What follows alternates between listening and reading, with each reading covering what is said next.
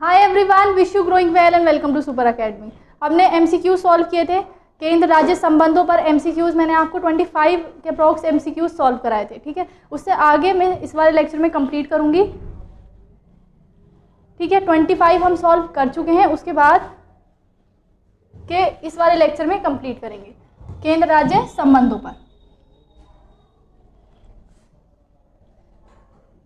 Explain करके अच्छे से समझाए थे और होप सो आपके समझ आए होंगे अच्छे से, ठीक है। 25 हमने कंप्लीट कर लिए थे, नेक्स्ट कंप्लीट करेंगे, ठीक है।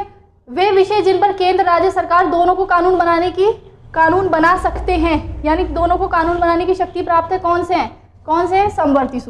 समवर्ती सूची जिसमें 52 विषय दिए गए हैं, 52 विषय दिए गए हैं। इस पर केंद्र राज्य सरकार दोनों कानून बना सकती है और दोनों के विरोध में प्रभावी किसके होंगे? केंद्र सरकार के, राइट।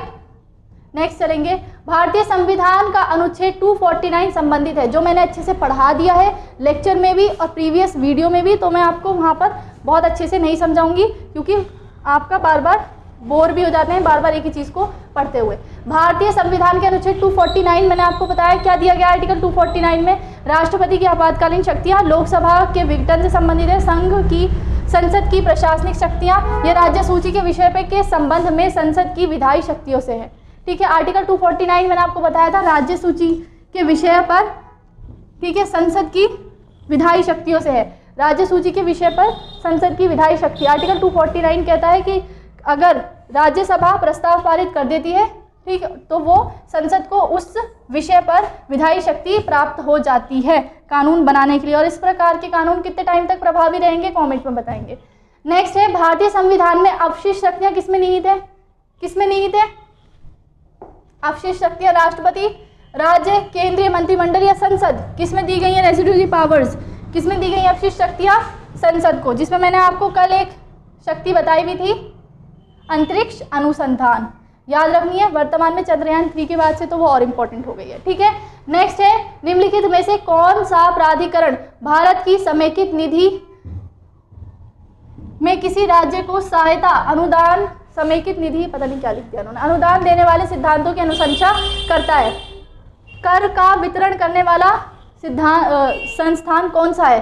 कौन सा आयोग है जो कर का वितरण करता है? वित्त आयोग, राज्य परिषद, अंतर्राज्य परिषद, केंद्रीय वित्त मंत्रालय, केंद्रीय वित्त मंत्रालय, लोक लेखा समिति। कौन है जो वित्त का वितरण करता है, कर का वितरण करता है? कौन करता है? वित्त आयोग। आर्टिकल 280 में मैंने आपको पढ़ाया था वित्त आयोग, जो केंद्र राज्य संबंधों में केंद्र राज्य के मध्य वित्त का विभाजन करता है, करों का विभाजन करता है। नेक्स्ट है, निम्नलिखित में से कौन केंद्र और राज्यों में राजस्व बंटवारे के लिए मापदंडों की अनुशंसा करता है? सेम क्वेश्चन, लैंग्वेज चेंज है। क्या बताया अभी? वित्त आयोग दोनों के जो राजस्व बंटवारा है उसके लिए मापदंडों की अनुशंसा करता है। संसद को करता है या? अच्छा, ये एक क्वेश्चन यहाँ पर, वित्त आयोग अपनी रिपोर्ट किसको देता है? ये क्वेश्चन सभी के कमेंट में आंसर आने चाहिए। वित्त आयोग अपनी रिपोर्ट किसको देता है? पढ़ाया मैंने आपको किसको देता है, ठीक है। नेक्स्ट है, भारत में संघीय वित्त आयोग संबंध रखता है।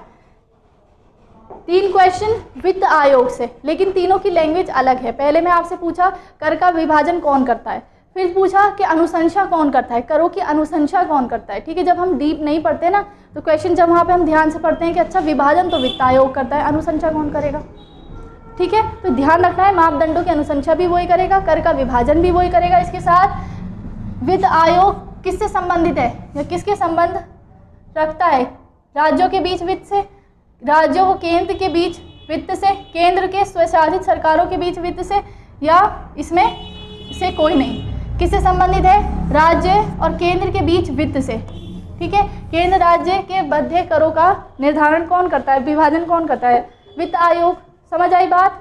नेक्स्ट है, केंद्र एवं राज्यों के बीच करों की शुद्ध आय के वितरण के संदर्भ में निम्नलिखित में से कौन सी संस्था मूल सिद्धांत को निरूपित करेगी? सेम क्वेश्चंस, ठीक है। फिर लैंग्वेज चेंज, करों की शुद्ध आय, देखो यहाँ पर ये करों की शुद्ध आय लगा दिया कि वितरण के संबंध में, ताकि और स्टूडेंट कंफ्यूज हो जाए कि हाँ करों का विभाजन तो सुना था, करों की शुद्ध आय का विभाजन क्या है? सब सेम है। क्या आएगा? वित्त आयोग। Finance commission. नेक्स्ट है, निम्नलिखित में से कौन वित्त आयोग द्वारा दी गई प्रत्येक सिफारिश को संसद के प्रत्येक संसद सदन के समक्ष रखवाएगा। यानी कि वित्त आयोग जो भी अनुशंसा करते हैं, जो भी सिफारिश करते हैं, उसकी जो रिपोर्ट प्रस्तुत करते हैं, वो कौन है जो संसद के प्रत्येक सदन के समक्ष रखते हैं? कौन रखेंगे? भारत के राष्ट्रपति, लोकसभा के अध्यक्ष, भारत के प्रधानमंत्री, संघीय वित्त मंत्री यानी केंद्रीय वित्त मंत्री। कौन रखेंगे इसमें से? भारत के राष्ट्रपति, भारत के राष्ट्रपति। लेकिन आपको बताना है वो रिपोर्ट किसको देते हैं। रिपोर्ट रखने का काम तो राष्ट्रपति का है, रिपोर्ट देगा कौन? रिपोर्ट देते किसको हैं? नेक्स्ट है, सामान्य रूप में भारत में प्रति 5 वर्ष बाद वित्त आयोग की नियुक्ति की जाती है। किस लिए की जाती है? राज्यों की वित्तीय स्थिति निर्धारित करने के लिए, केंद्र सरकार की वित्तीय स्थिति निर्धारित करने के लिए, ये केंद्र सरकार की वित्तीय संसाधनों को निर्धारित करने के लिए, संसाधन निर्धारित करने के लिए, केंद्र अनुदान, संघ राज्य में राज्यों के अंश निर्धारित करने के लिए। इस तरह के क्वेश्चन भी पूछे जाते हैं। ठीक है, पूछा गया है क्वेश्चन, क्या केंद्रीय अनुदान और केंद्रीय राजस्व में राज्यों के अंश का निर्धारण करने के लिए कि केंद्रीय राजस्व जो है उसमें राज्यों का कितना अंश उनको दिया जाए। नेक्स्ट है, निम्नलिखित में से कौन सा एक संवैधानिक निकाय नहीं है? संवैधानिक निकाय नहीं है, कॉन्स्टिट्यूशनल बॉडी नहीं है। कौन सी नहीं है? बहुत इजी है। वित्त आयोग मैंने आपको पढ़ाया, ये दोनों रह गए, ये दोनों मैं आपको पढ़ाऊंगी। योजना आयोग, योजना आयोग का निर्माण मंत्रिपरिषद के एक प्रस्ताव से किया गया था। ठीक है, मंत्रिपरिषद के प्रस्ताव से किया गया था। तो ना तो ये संवैधानिक निकाय है, ना ही सांविधिक निकाय है। ठीक है, ना तो कॉन्स्टिट्यूशनल बॉडी है, ना स्टैच्यूरी बॉडी है। ध्यान रखना है, इसका एक प्रस्ताव द्वारा इसका निर्माण किया गया था। इसके बदले अब 2015 में कौन सा आया है? नीति आयोग, उसका भी निर्माण इसी प्रकार से किया गया है। आपको ध्यान रखना है, ना तो ये संवैधानिक निकाय है, ना ही वैधिक निकाय है, या फिर जिसको बोलते हैं सांविधिक। ठीक है, इसमें आकर डंडा लगा देंगे तो वो सांविधिक हो जाएगा। ठीक है, सांविधिक निकाय है तो कौन सा है? नीति आयोग या योजना आयोग। ठीक है, योजना आयोग वर्तमान में नहीं है तो कौन सा है? नीति आयोग। समझ में आया? तो कौन सा नहीं है? नीति आयोग। वित्त आयोग का गठन किया जाता है प्रत्येक तीसरे वर्ष, दूसरे वर्ष, 5वें वर्ष या चौथे वर्ष। वित्त आयोग का गठन कब कब किया जाता है? प्रत्येक 5 वर्ष में।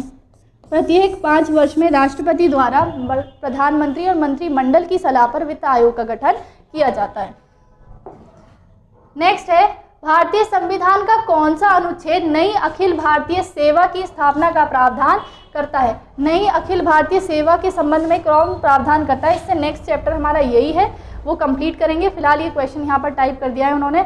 अनुच्छेद 311, 312, 313, 314 नई अखिल भारतीय सेवाएं मैं आपको पढ़ा चुकी हूँ। जब मैंने आपको राज्यसभा की स्पेशल पावर्स पढ़ाई थी तो उसमें मैंने आपको 2 पढ़ाई थी। कौन सी पढ़ाई थी? आर्टिकल 249 पढ़ाई थी। आर्टिकल 249 पढ़ाई थी कि मैंने आपको बताया था आर्टिकल 249 कहता है कि कोई भी ऐसा सार्वजनिक महत्व का विषय है जिसे राज्यसभा को लगता है, कोई राज्य सूची का ऐसा महत्व का विषय है, सार्वजनिक महत्व का विषय है जिसे राज्यसभा को लगता है कि केंद्र सरकार को इस पर कानून बनाना चाहिए, तो वो उस विषय को राज्यसभा में प्रस्ताव पारित करके किसको दे सकती है? केंद्र सरकार को, कि केंद्र सरकार इस पर कानून बनाए। इस तरह का बनाया गया कानून केवल 1 वर्ष तक प्रभावी रहेगा। तो ये राज्यसभा की स्पेशल पावर है, लोकसभा के पास नहीं है। नेक्स्ट मैंने आपको बताया था आर्टिकल 312 के तहत, आर्टिकल 312 के तहत नई अखिल भारतीय सेवा की स्थापना का प्रावधान भी राज्यसभा कर सकती है। ठीक, तो क्या हो जाएगा इसका आंसर? आर्टिकल 312। जब आप कोई भी क्वेश्चन सॉल्व करें तो उसके जितने भी आसपास के फैक्ट हैं उसको वहीं मेमोराइज करें, वहीं रिवाइज करें। इससे आपका पूरा कॉन्सेप्ट भी क्लियर होगा और आपको पता चलेगा कि कौन सा ऑप्शन सही है तो क्यों सही है। ठीक है, निम्नलिखित कथनों पर विचार कीजिए। वित्त आयोग का कार्य क्या है? वित्त आयोग का क्या क्या कार्य है? भारत की संचित निधि से धन निकालने की अनुमति देना। ठीक है, प्राप्त करों को राज्यों के भागों में बांटना, सहायता अनुदान के लिए राज्यों के आवेदनों पर विचार करना, संघ सरकार तथा राज्य सरकार के बजट के प्रावधानों के अनुसार करों की उगाही कर रही है या नहीं इसकी देखरेख करना। मतलब केंद्र सरकार अपने करों की उगाही सही तरीके से कर रही है या नहीं कर रही है, राज्य सरकार इसकी रिपोर्ट देना। इसमें कौन कौन से वित्त आयोग के कार्य हैं? भारत की संचित निधि कंसोलिडेटेड फंड ऑफ इंडिया से मैंने आपको बताया था, धन निकालने के लिए क्या लाना पड़ता है, विनियोग विधेयक। ठीक है, मैंने आपको बजट में पढ़ाया है विनियोग विधेयक। जब बजट पारित होता है तो बजट के लिए जितना भी धन अलॉट होता है वो कब मिलता है, संघ सरकार को या केंद्र सरकार को, जब विनियोग विधेयक पारित हो जाता है। ठीक है, संसद से विनियोग विधेयक पारित करना पड़ता है जब संचित निधि से धन निकाला जाता है। तो यहाँ पर क्या कहा जा रहा है कि धन निकालने के लिए, संचित निधि से धन निकालने के लिए वित्त आयोग की अनुमति की आवश्यकता पड़ती है, तो ये गलत हो जाएगा। ठीक, पहले ही मैं आपको बता चुकी हूँ आर्टिकल 266 के तहत कि इसमें धन निकालने के लिए विनियोग विधेयक लाना पड़ता है। फिर उसके बाद प्राप्त करो को राज्य के भागों में बांटना, ये तो हम बहुत सारे ऑप्शन से पढ़ते आ रहे हैं। ठीक है, अभी पढ़ाया है। नेक्स्ट है सहायता अनुदान के लिए राज्यों के आवेदन पर विचार करना, ये भी बिल्कुल सही है।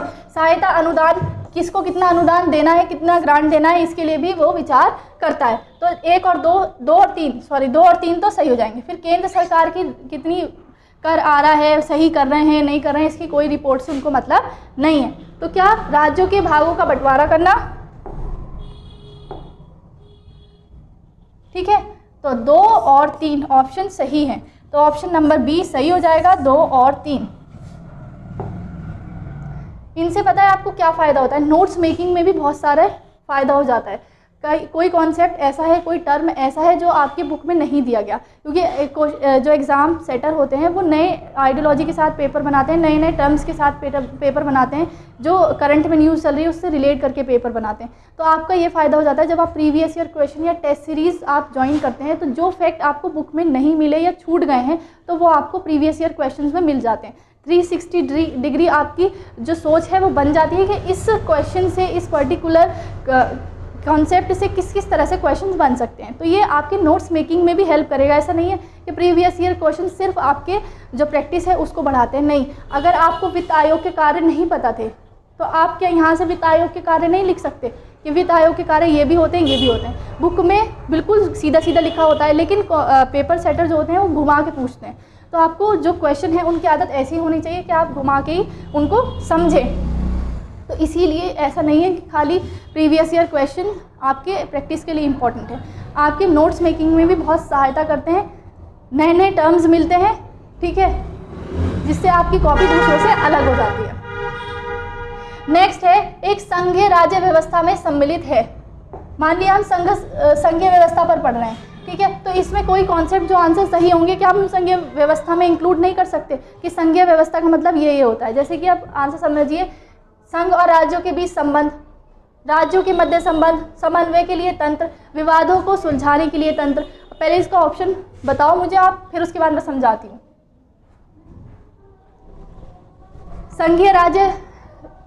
संघीय व्यवस्था क्या है, शक्तियों का बंटवारा। ठीक है, शक्तियों का बंटवारा।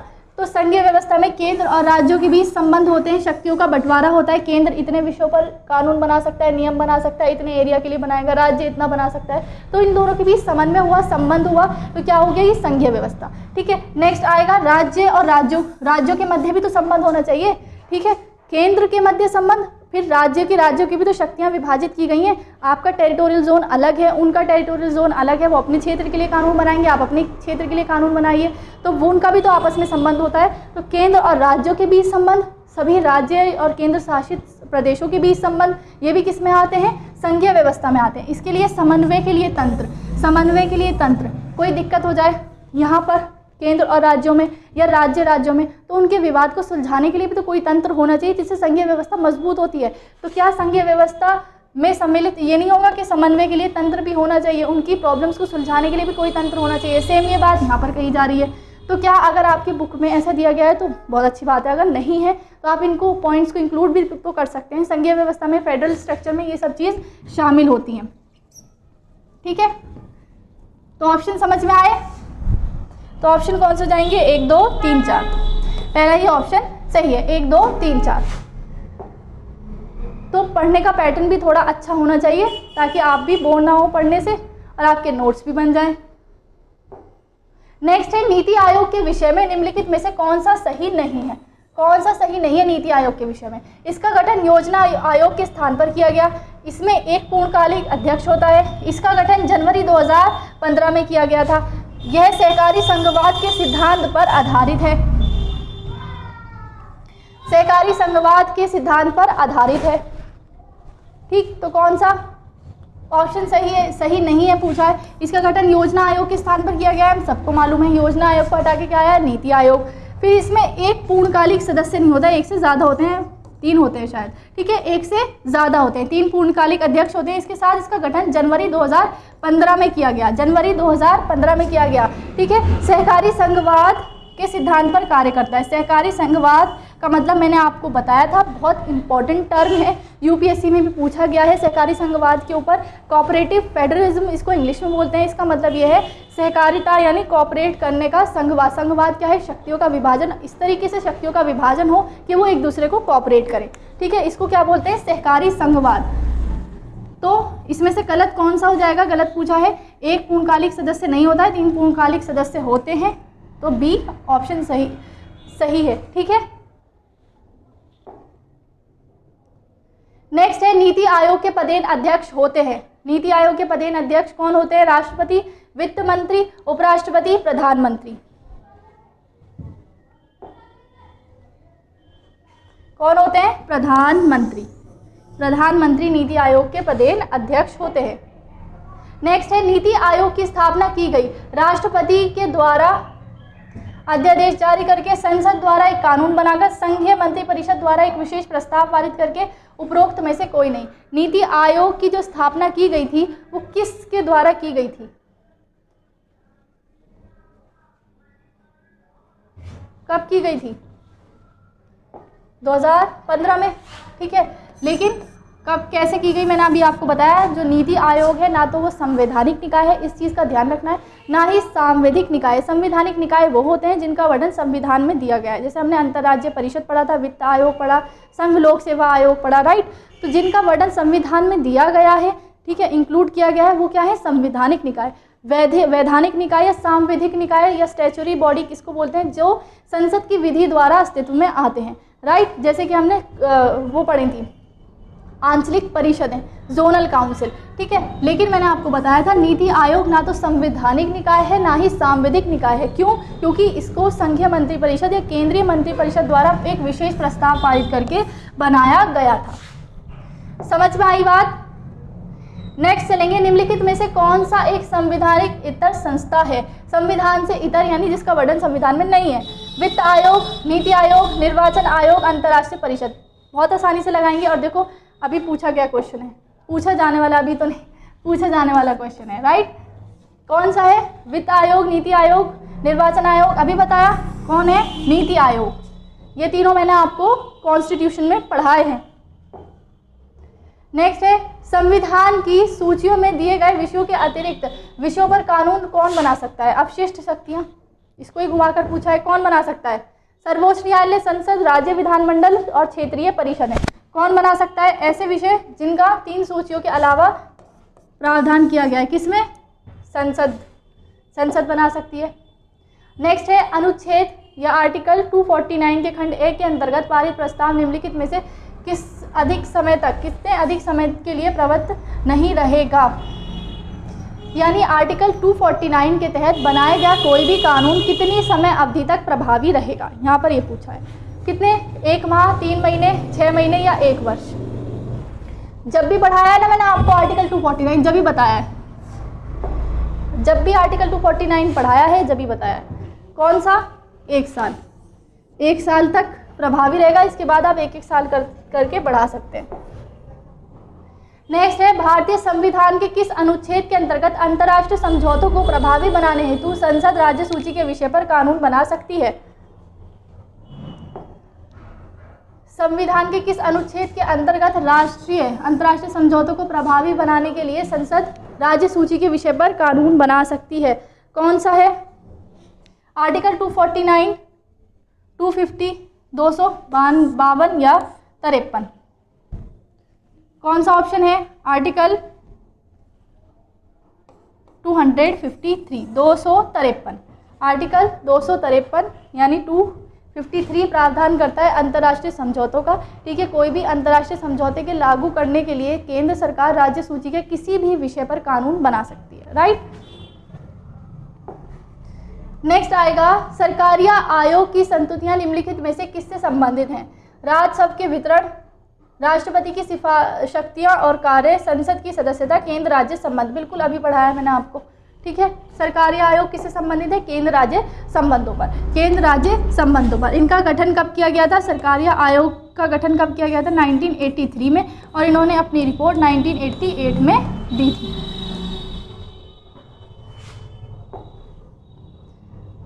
इसके साथ आपका लेक्चर कंप्लीट हो गया।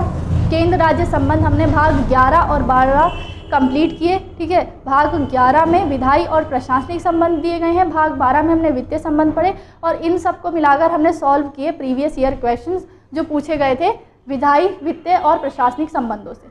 इसके साथ आपका चैप्टर हो गया कंप्लीट। नोट्स ज़रूर बनाने हैं, प्रीवियस ईयर जो क्वेश्चंस हैं उनका भी सहारा लेना है, टेस्ट सीरीज़ का भी सहारा लेना है, और अपने नोट्स को एनहेंस करते रहना है टाइम के साथ, ठीक है। इसके साथ आपके वाला लेक्चर कंप्लीट हो गया। Best of luck from my side. Thank you so much.